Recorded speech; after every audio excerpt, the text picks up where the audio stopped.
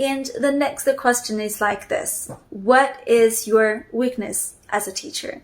Well, this one is tricky, right? Because you cannot be too honest. You cannot say, well, I'm lazy. I don't want to mark the papers.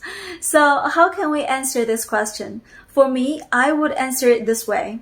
So I will say, sometimes I can be too excited about the topic, and then I overplan a lot of things. So in class, I would like students to try all the fun activities. Then chances are I cannot manage the class in a good pace. So maybe I cannot achieve my objectives. So you see, like this, try to be honest, but don't be too honest. Question number 7. How do you interact with parents? Well, as teachers, we can ask parents to write us a little letter or a note about their child in their own perspective, because that can give us a huge input. And let the parents know that we're a team, we're working together for the child's development.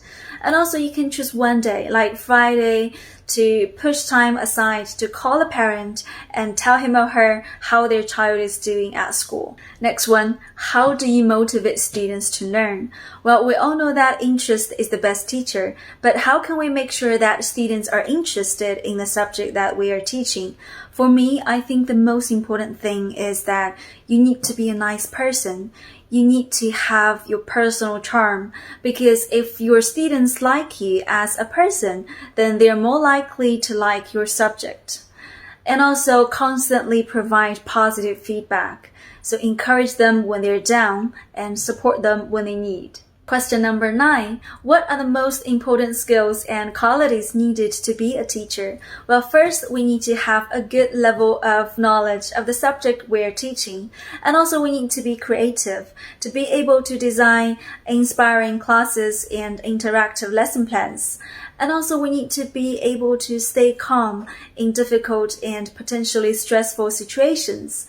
And we also need to have very good leadership skills and outstanding communication skills.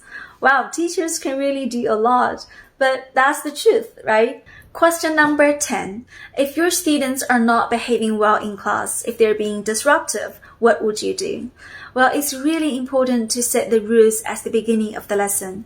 And I know some teachers who make this social contract with their students. I think that is a really great idea, because when students are causing problems, then they can refer to the social contracts they signed and then correct their mistakes. So the key here is to be respectful, but also to be assertive. Well, that's everything for today. These are the questions that I and my team members tend to ask during the interview.